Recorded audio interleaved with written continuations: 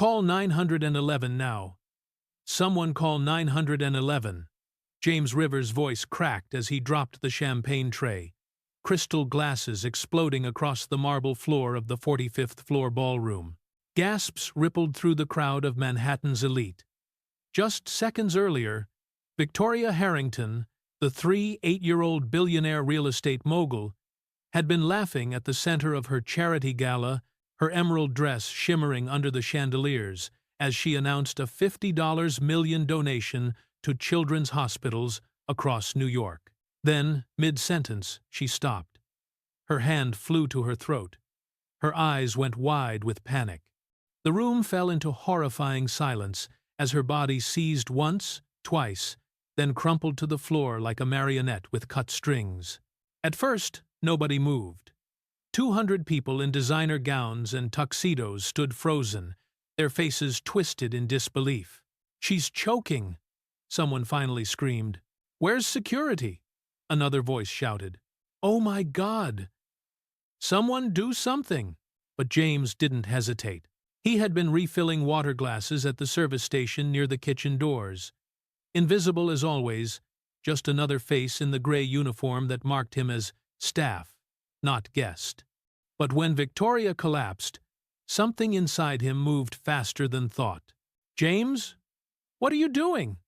Someone barked as he pushed through the wall of expensive perfume and tailored suits. "You don't belong here! Get back!" Another voice snapped. "I know CPR!" James shouted, dropping to his knees beside Victoria's convulsing body. But she wasn't choking. Her lips were turning blue-gray. She wasn't breathing at all.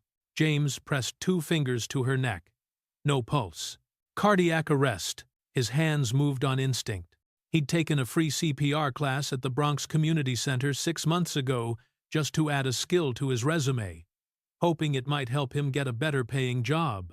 The instructor's voice echoed in his mind now, louder than the chaos erupting around him. "If they're not breathing, you are their lungs." He tilted her head back, pinched her nose, and leaned down to give rescue breaths. "Is he kissing her?" A woman's voice shrieked in horror. "That's disgusting!" Another cried. "Get him off her!" A sharp pain exploded across James's back.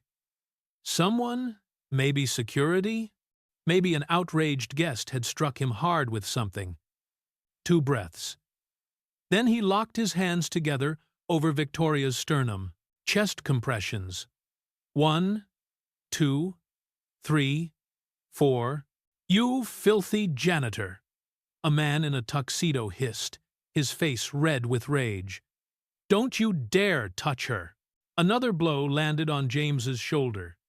His vision blurred with pain, but he kept counting, kept pressing. "Don't die like this," he whispered through clenched teeth. "Please don't die like this." 25. 26. 27. Someone grabbed his shoulder and yanked him backward. James tore himself free and continued compressions, then leaned down for 2 more breaths. Suddenly, Victoria's chest jerked violently. She coughed hard, a raw, desperate sound, then sucked in air like someone breaking the surface after nearly drowning. Her eyelids fluttered. She was breathing. James collapsed backward, his whole body trembling. His back was on fire. His shoulders felt like they'd been beaten with hammers. His hands were numb. But Victoria Harrington was alive. The crowd swarmed around her now, tripping over themselves in clumsy panic. "Victoria! Victoria! Stay with us! Someone get a doctor!" The ballroom doors burst open, and paramedics rushed in. They took over immediately, lifting Victoria onto a stretcher. One of them turned back and asked, "Who started CPR?" "I did," James said weakly, struggling to stand. Before he could say anything more, a tall man with silver hair and cold eyes stepped forward. His name tag read Robert Davenport, COO, Harrington Estates. "What's your name?" he demanded, his voice dripping with disgust. "James Rivers, sir. I work maintenance and events." "You put your MO youth on Miss Harrington," Davenport said, as if James had committed an assault rather than saved her life. "She wasn't breathing, sir. I performed CPR. We'll be reviewing the security footage," Davenport snapped. "You need to leave immediately. Do not return until we contact you." James's throat tightened. He looked around at the sea of faces, executives, socialites, board members whose boss he had just pulled back from death. Not a single person met his eyes. Not one thank you. James bent down, picked up his service vest from where it had fallen, and walked toward the service elevator. Each step felt heavier than the last. He had no idea that the moment those elevator doors closed, something was unfolding in the ambulance. Something that would change both their lives forever. That night, James sat hunched on the subway heading back to the Bronx, his reflection ghostly in the dark window. His back throbbed where he'd been hit. His mind replayed the scene over and over. Victoria's gray lips, the feel of her ribs under his hands, the hatred in the eyes of people who should have been grateful. When he finally trudged up the 4 flights to his apartment, his daughter Emma was waiting at the door, still in her pajamas, even though it was past 9. "Daddy, Mrs. Rodriguez said you'd be late. Did something happen?" James forced a smile, the same lie he'd told 1,000 times. "Just a long shift, sweetheart. How was school?" Emma, only 7 years old, studied his face with eyes too knowing for her age. "You look sad." "Ah, I'm okay, baby. Just tired." Dinner was reheated spaghetti. Emma chattered about her spelling test, while James nodded mechanically, his mind still trapped in that ballroom. When Mrs. Rodriguez, their elderly neighbor who watched Emma during night shifts, said good night. After Emma fell asleep clutching her worn stuffed rabbit, James lay on the threadbare couch staring at the water-stained ceiling. His phone buzzed. A text from Danny, another maintenance worker. "Bro, did you really do CPR on Victoria Harrington? Group chat is blowing up." Then another. "Dude, people are saying it looked like you were kissing her. What the hell happened?" James's stomach dropped. He opened his phone. The company group chat was a wildfire of messages. Did anyone see the footage? That janitor was all over her. Looked inappropriate to me. Disgusting. Who does he think he is? Someone had already posted a blurry screenshot from the security cameras, James leaning down toward Victoria, the angle making it look intimate, predatory even, the moment that had saved her life, frozen and twisted into something vile. His phone buzzed again. A voicemail from HR. "Mr. Rivers, this is Linda Chen from Human Resources. We need you to come in tomorrow at 9 a.m. for a meeting regarding last night's incident. Do not report to your regular shift." James let the phone drop onto his chest. Above him, a pipe dripped somewhere in the wall. Outside, sirens wailed. A couple argued in Spanish in the apartment next door. He had saved someone's life. And somehow, he already knew tomorrow, his own life would be destroyed because of it. He closed his eyes, remembering the moment Victoria's chest had risen with that first breath.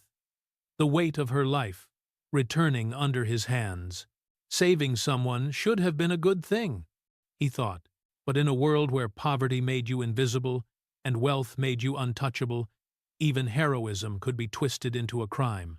Tomorrow, everything would change. He just didn't know that high above Manhattan, in a private hospital room bathed in soft light, Victoria Harrington was waking from a nightmare, clutching her chest, gasping for air, haunted by the memory of a voice in the darkness, a voice that had refused to let her go. She didn't know his name yet, but soon she would move heaven and earth to find him. The next morning, James stood outside the HR office on the 32nd floor of Harrington Estates headquarters. His gray uniform felt heavier than usual, like it was trying to pull him through the floor. The receptionist wouldn't meet his eyes. "Mr. Rivers? Miss Chen will see you now." The office was sterile white walls, glass desk, a single uncomfortable chair facing Linda Chen, a woman in her 50s with perfectly styled hair and a face that revealed nothing. James, she began, not unkindly but firmly. We've completed our review of last night's incident. I saved her life, James said, his voice steady. Miss Harrington wasn't breathing. I performed CPR. Linda slid a manila envelope across the desk. Inside was a single sheet of paper. Termination letter. Effective immediately. Reason: inappropriate conduct involving senior personnel. James felt the room tilt. Inappropriate conduct? I was performing CPR. She wasn't breathing. The optics are, Linda said, as if reading from a script. We have to protect the company. Miss Harrington's family, her reputation, our reputation. You understand. James stood up so fast his chair scraped backward. No, I don't understand. I saved a woman's life, and you're firing me because it looked bad? Linda's expression didn't change. Security will escort you out. Please surrender your ID badge and any company property you have. James wanted to scream, wanted to flip the desk, wanted to demand they show him what rule he'd broken. But he'd been poor long enough to know how this worked. The powerful protected themselves, the rest got erased. He placed his ID badge on the desk with shaking hands and walked out. 2 security guards he'd worked alongside them for 8 months flanked him in the elevator. They walked him through the service corridor, past the break room where other maintenance workers pretended not to see him, and out through the loading dock exit. Not even the front door. James stood on the street, blinking in the harsh morning sunlight. Above him, a massive digital billboard showed Victoria Harrington's face beside the words, Harrington Estates, building tomorrow, today. His phone buzzed. A notification from Twitter. He was trending. Buzz. Number: Janitor crosses line. Number: Billionaire scandal. The video had gone viral. Security footage, edited to show only him leaning over Victoria. The CPR compressions cut out. The rescue breaths isolated and looped. The comments were brutal. He should be arrested. Gold digger. Creep. That's assault, not CPR. James deleted the app. Then the notification came through on Facebook. Someone had found his profile, shared his address, posted Emma's school name. He deleted that too. Then, Instagram. Same thing. He turned his phone off completely and started walking. He walked for hours. Through Midtown, past Grand Central Station, where commuters rushed by in waves. Down Fifth Avenue, where window displays showed lives he'd never touch. Through Times Square, where tourists took selfies and nobody saw him. Finally, he ended up in Bryant Park, sitting on a bench, watching pigeons fight over a discarded bagel. An old man sat down beside him. You look like a man who just lost everything. James laughed bitterly. Is it that obvious? The old man nodded. I've been there. Lost my job, my house, my family all in 1 year. But you know what I learned? James looked at him. What? That the people who've never fallen never learn how to stand back up. James wanted to believe him. He did. But right now, standing back up felt impossible. When he finally made it back to the Bronx, the sun was setting. Emma met him at the door, her face crumpling the moment she saw him. Daddy? Mrs. Rodriguez said you're not going back to work? James knelt down and pulled her into a hug. I lost my job, baby. But it's going to be okay. Job? Why'd they fire you? Because I did something good, and they didn't understand. Emma pulled back, her little face fierce. James smiled despite everything. Yeah, baby. They are. That night, after Emma fell asleep, James sat at the kitchen table with his laptop open, searching for jobs. Every application asked the same question. Have you ever been terminated from a position of employment? He clicked yes and typed. Saved employer's life with CPR. Accused of inappropriate conduct. No charges filed. Within an hour, he got 3 automated rejections. The rest never responded. By midnight, tabloid sites had picked up the story, Janitor's inappropriate contact with billionaire heiress. One site had interviewed anonymous sources, probably other staff members. He got too familiar. She was unconscious, and he took advantage. People like that think they can get close to wealth any way they can. James closed the laptop and buried his face in his hands. Outside, a car alarm wailed. Someone's music thumped through the walls. Life went on. His phone buzzed one last time before he turned it off completely. A message from an unknown number. Mr. Rivers, this is Robert Davenport. I strongly advise you not to speak to any media outlets regarding last night's events. Any public statements could result in legal action. James threw the phone across the room. It hit the wall and clattered to the floor.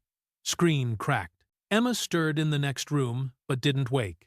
He had saved a woman's life, and they were threatening to sue him if he talked about it. James lay down on the couch and stared at the ceiling. He didn't sleep. Meanwhile, 50 blocks north, in a private suite at Manhattan Medical Center, Victoria Harrington jolted awake for the fourth night in a row, her chest heaving, heart racing. The nightmare was always the same.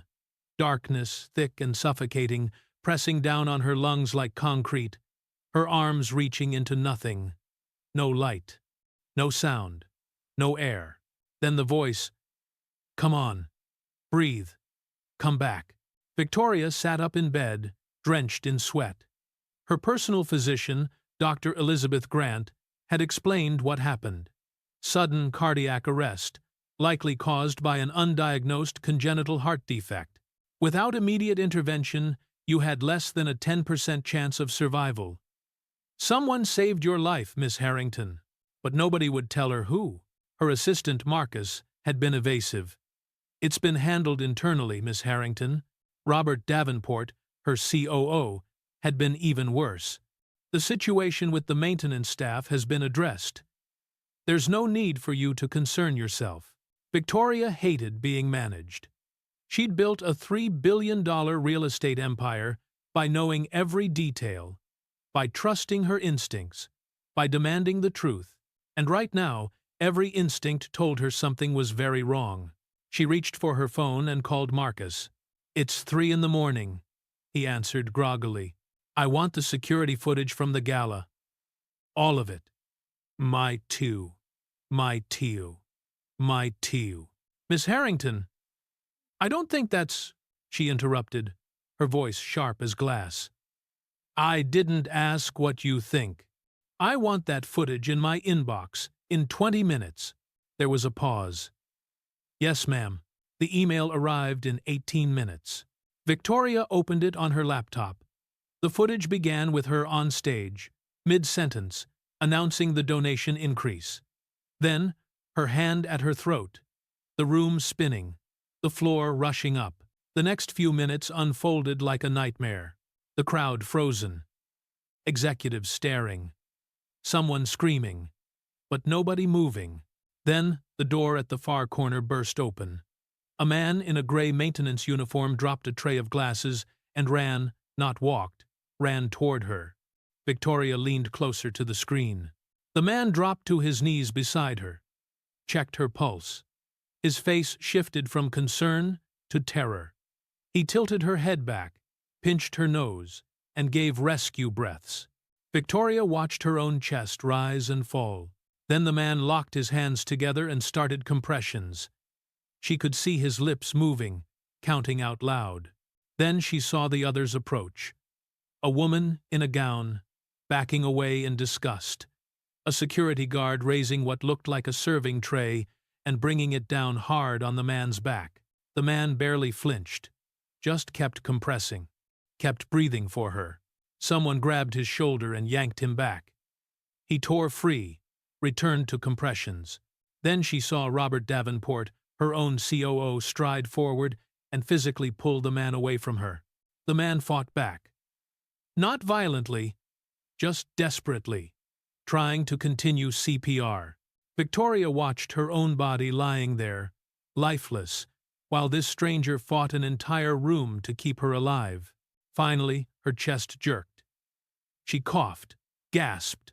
The man collapsed backward, shaking. The video ended with security escorting him out.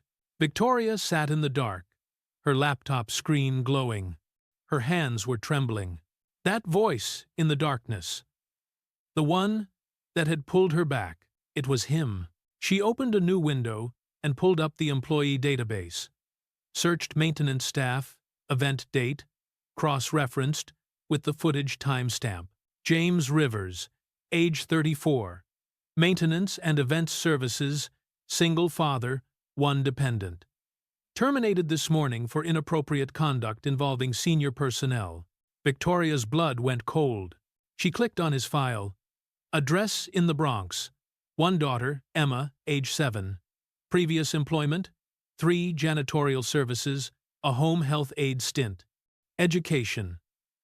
High school diploma, 1 year of community college, dropped out. She found the termination paperwork. Reason: inappropriate physical contact with executive personnel during medical emergency. Victoria closed her eyes and saw the footage again. That man, her mind corrected James. That man being beaten while saving her life. Then fired for it. She picked up her phone and called her head of security. Michael, it's Victoria Harrington. I need an address confirmed. And I need to know if the person living there is okay. Michael's voice was alert immediately. Give me the name. James Rivers. Bronx. She heard typing on the other end. I can send a car, Miss Harrington. No, she said, standing up and walking to her closet. I'm going myself. Miss Harrington, the Bronx at this hour, it's not. I don't care, Victoria said, pulling on jeans and a sweater for the first time in years. I'm going now. Text me the exact address. 20 minutes later, Victoria was behind the wheel of her Mercedes, driving through streets she'd never seen, except from highway overpasses. The buildings here were different, shorter, darker, windows boarded up, graffiti covering roll-down gates. She found the address. A 5-story walkway building with peeling paint and a broken front door buzzer. Victoria parked and stepped out. A group of teenagers on the corner stopped talking and stared. She climbed the stairs to the 4th floor and knocked on apartment 4C. The door opened a crack, and a little girl's face appeared, eyes going wide. You're the lady from TV. I'm looking for James Rivers, Victoria said softly. He lives here, doesn't he? The girl Emma nodded slowly. Then her face crumpled. He's sick. He won't get up. I tried making soup. I tried giving him medicine. Nothing worked. He just keeps saying it's not fair. Then he lies down again. Victoria's chest tightened. Can I come in? Emma opened the door. The apartment was tiny faded walls, a heater that rattled but barely warmed anything. James lay on a threadbare couch, wrapped in 2 thin blankets. His face was gaunt, cheeks hollow, breathing shallow. Victoria crossed the room and knelt beside him. James, she whispered, touching his forehead. He was burning up. James, it's me. Victoria Harrington. He didn't respond. She took his hand. It was hot and dry, his pulse rapid and weak. Call an ambulance, she shouted toward Emma. Now! Emma grabbed a cracked cell phone from the kitchen counter, her hands shaking. Victoria turned back to James and squeezed his hand. You saved my life, she said, her voice breaking. Now it's my turn to save yours. The sirens arrived 8 minutes later. Paramedics filled the small apartment, taking vitals, starting an IV. Emma stood in the corner, clutching her stuffed rabbit. Victoria went to her and knelt down. He's going to be okay. I promise. Emma looked up, tears streaming down her face. Are you really going to help him? Yes, Victoria said. Because your dad is a hero. The ambulance ride was a blur. Victoria held James's hand while a paramedic ran through vitals. Severe dehydration, malnutrition, stress-induced collapse. I don't know, Victoria admitted. I just found him. The paramedic glanced at her, then at James, then back at her with dawning recognition. You're Victoria Harrington. Ope, you're Victoria? Yes. And he's James Rivers, the man who saved my life. The paramedic's expression shifted to something like respect. Then, we'll take good care of him.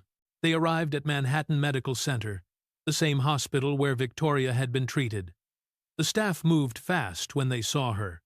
Private room. Best doctors on call. Emma and Mrs. Rodriguez, who had rushed to the hospital behind them in a cab, were given a quiet waiting room. Victoria refused to leave James's side. The doctors worked quickly. IV fluids, antibiotics, sedatives for his fever. One doctor, a young woman with kind eyes, pulled Victoria aside. He's going to pull through. But Miss Harrington, this wasn't just physical. He had a complete psychological breakdown. Stress, malnutrition, severe anxiety. His body just shut down. Victoria nodded, her jaw tight. How long? Another day or two, and we might not have been able to help him. Victoria returned to James's bedside and sat down. Emma climbed into the chair beside her and fell asleep against Victoria's shoulder. Mrs. Rodriguez, an elderly woman with silver hair and worried eyes, sat across from them. You're really her, she said quietly. Yes, Victoria said. I'm really her. Mrs. Rodriguez studied her for a long moment. He's a good man. Best man I know. All he wanted was to take care of his little girl, and they destroyed him for doing the right thing. Victoria looked at James's sleeping face. I know, and I'm going to fix it. The night passed slowly. Victoria didn't sleep. She sat watching James's chest rise and fall, the steady beep of monitors, the nurses checking in every hour. As dawn light began filtering through the window, James stirred. His eyelids fluttered. His fingers twitched. Victoria leaned forward. James? His eyes opened slowly, blinking against the light. Confusion crossed his face. Where am I? You're in the hospital, she said gently. You collapsed, but you're safe now. He frowned, his voice barely a whisper. Why? Why are you here? Because I watched the footage. All of it. Every second. I saw what you did. You saved my life, and they punished you for it. James, I'm so sorry. Tears welled in his eyes. They said I assaulted you. I know, she answered, her voice hard. They lied, and I let them lie on my behalf. But it won't be like that anymore. He turned away, blinking hard. It doesn't matter. I'm just a janitor. Someone like me. No one believes. No matter what I say, I believe you, she said firmly. Not just because I saw the video, but because I felt it. In that moment, you were the only one who did anything. The only one who didn't turn away. James looked back at her, his voice weak but clear. Then, help me. Not just with doctors or bills. Help me be seen. Help my daughter grow up in a world where doing the right thing doesn't mean losing everything. Victoria nodded once, then again, firmer. I will. She reached into her bag and pulled out a folder. This is an official statement, signed and notarized, clearing your record completely. It states that your actions were emergency medical intervention, life-saving, and entirely appropriate. No misconduct, no violation. James took the paper with shaking hands and read it slowly. And there's more. Victoria continued. I've arranged a new apartment for you and Emma, fully furnished, in a safe neighborhood near a good school. He looked up. What? No. You don't have to. I do, she cut in gently. Because I allowed them to dismantle your life under my name. I can't erase what they've done. But I can make sure that from now on, you're never left standing alone again. He swallowed hard. Why? Why do you care now? Bud. She was quiet for a moment. Because when I was dying, I didn't see a janitor. I saw a man fighting to keep me alive. And after I survived, I let the world erase you. That made me complicit. And I don't want to be that person anymore. Emma stirred in her chair and looked up. I told you, Daddy. She's a good person. James laughed weakly. You've always been better at judging people than I am. Victoria smiled. There's one more thing. If you're willing to hear it, I want to offer you a role. Not in maintenance. You would be Director of Employee Relations and Workplace Safety. James's eyes widened. Excuse me? What? I want you to help me build a system that makes sure no one gets left behind again. Especially the people who keep the lights on and the floors clean. I want you to be the one to rebuild what I've allowed to rot. He stared at her, stunned. I don't have the qualifications for something like that. You do, Victoria said, stepping closer. Because you understand. You know what it feels like to be treated as invisible. And now you have the chance to change that for others. James gripped the edge of the blanket. I need time to think. Of course, she nodded. Take all the time you need. She turned to leave but paused at the door, looking back over her shoulder. Oh, James, you saved me once. Maybe this is my chance to return the favor. 3 weeks later, James stood in his new office on the 28th floor of Harrington Estates headquarters. Floor-to-ceiling windows overlooked the city, his city, now seen from a completely different angle. Emma's new school was 10 blocks away, in a neighborhood with trees and playgrounds. The apartment Victoria had arranged had 2 bedrooms, a working heater, and windows that didn't leak. His first day had been surreal. Former colleagues from maintenance congratulated him awkwardly. Executives eyed him with barely concealed suspicion. But Victoria had made it clear.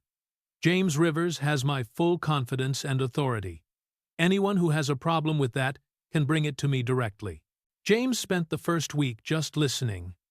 He set up anonymous reporting systems, walked through every floor during shift changes, talked to night janitors, cafeteria workers, security guards, parking attendants, the invisible people. The stories poured out. Wage theft, stolen tips, managers who screamed and threatened, supervisors who groped and harassed, workers fired for being sick, for being late, for speaking up. James documented everything. Then he started implementing changes.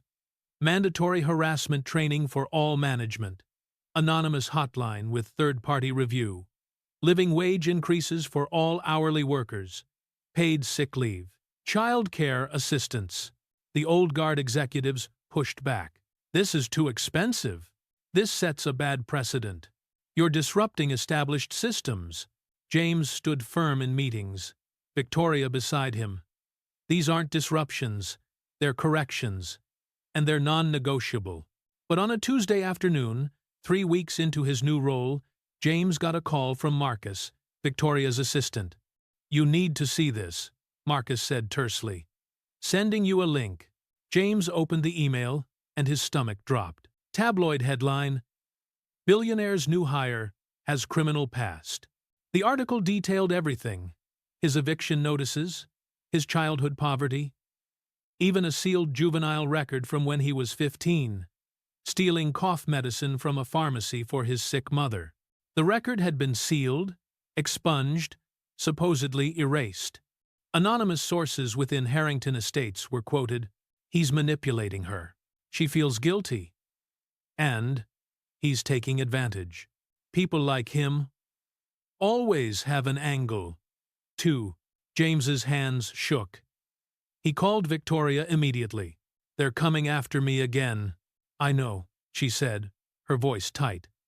I'm looking into who leaked this. But James, you need to decide how you want to respond. I can shut this down, make it go away. Or what? Or you can own it, she said slowly. James was quiet. I don't know if I can do that. Yes, you do, she replied. You already did it once, in that ballroom. Now, you just have to do it again. That afternoon, James called a company-wide meeting. 300 employees packed into the main conference hall. Executives in the front rows, maintenance and service staff in the back. James stood at the podium. Victoria seated to the side, not at the center, just present. "My name is James Rivers," he began, "and I'm sure you've all seen the headlines by now. Yes, I have a record. Yes, I was evicted. Yes, when I was 15, I stole cough medicine from a pharmacy because my mother was sick and we couldn't afford it. I was caught, arrested, and my record was sealed." The room was dead silent. "Yes, I grew up poor. Yes, I worked 3 jobs to take care of my daughter after her mother left. Yes, I've struggled." James gripped the edges of the podium. "I'm not here because I'm perfect. I'm here because I know what it's like to be invisible. I know what it feels like to work hard and still not be seen, to do the right thing and still be punished. And I'm here to make sure that stops." He looked around the room. "In the last 3 weeks, I've received over 400 reports through our new anonymous system. 400 stories of people being hurt, ignored, manipulated, silenced.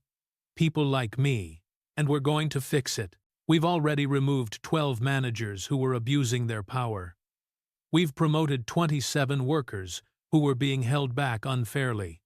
We've increased wages for every hourly employee. And we're just getting started." His voice grew stronger. "If having a past disqualifies me from this work, then we've already failed. Because the people who need help the most are the ones who've struggled, who've fallen, who've been pushed down. And if I have to be the example of that, then fine, I'll be the example." For a long moment, there was only silence. Then, from the back of the room, a woman in a custodial uniform stood up and started clapping. A security guard joined her. Then a cafeteria worker. Then another. And another. Within seconds, the entire back half of the room was on its feet, applauding. The sound built like thunder rolling through the space. James looked out at them, his eyes burning. And for the first time since that night in the ballroom, he felt seen. 2 days later, Victoria walked into her executive suite and found Robert Davenport waiting. Her face went cold. "You were told not to come back." "I know," he said, his voice tight. "But I need to explain." "Explain what?" Victoria said, stepping closer. "How? You orchestrated a smear campaign against the man who saved my life? Or how you tried to destroy him? Twice?" Robert's jaw clenched. "I was protecting the company." "Protecting it?" Victoria laughed bitterly. "You were protecting yourself.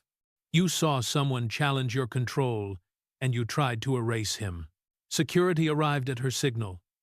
Robert Davenport was escorted out of the building, his termination letter delivered within the hour. Victoria watched from her office window as he left. Then she turned back to her desk and got to work.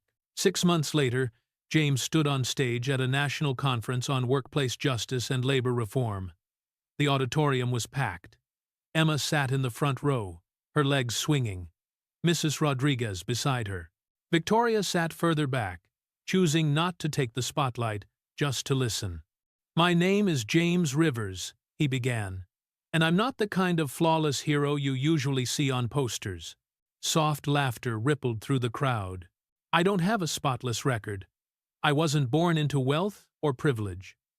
I was a janitor, a single dad, a man who saw something wrong and decided not to look away. I didn't speak up because I wanted attention. I did it because there are real people being hurt every day. People like me. People who've been told they don't matter." He gestured to the screen behind him, where statistics appeared. 200 anonymous reports in the first month. 12 toxic managers removed. 27 workers promoted from maintenance and service roles. Childcare assistance program launched. Living wage increases across all hourly positions. And now, 5 other major companies have adopted similar programs based on our model. James paused. If that makes me a troublemaker, then I hope more of us are willing to stand up and cause that kind of trouble. The applause was immediate and sustained. Emma didn't wait. She ran onto the stage and threw her arms around him. You did so good, Daddy. James laughed and picked her up. We good, sweetheart. This is for all of us. Victoria approached as the crowd began to disperse. You've changed this company, James. Not just the policies, but the culture. We've still got a long way to go, he replied. Yes, she said. But at least now, we're walking in the right direction. That evening, James sat on the balcony of their apartment. Emma beside him, wrapped in a blanket. They looked out at the city lights, stretching into the distance. Are you happy now, Daddy? Emma asked. James pulled her closer. Yeah, baby. Finally, I'm happy. His phone buzzed. A message from a labor organizer in Chicago. Just got word. 3 more companies want to consult with us. They want to apply your model. James smiled and typed back. Let's do it. 1 workplace at a time. Victoria called a moment later. Ready for the board meeting tomorrow? Ready to shake things up, James replied. That's what I hired you for, Victoria said, and he could hear the smile in her voice. James Rivers learned that courage isn't always loud or grand. Sometimes it lives in small, unwavering choices, choosing integrity over convenience, speaking truth when silence is easier, standing tall when the world wants you to bow. His story reminds us that justice doesn't demand perfection. It asks that we refuse to let fear define our truth. No matter where you come from, no matter how the world sees you, your voice matters. And when used with clear purpose and steady conviction, it can become a force powerful enough to change an entire system.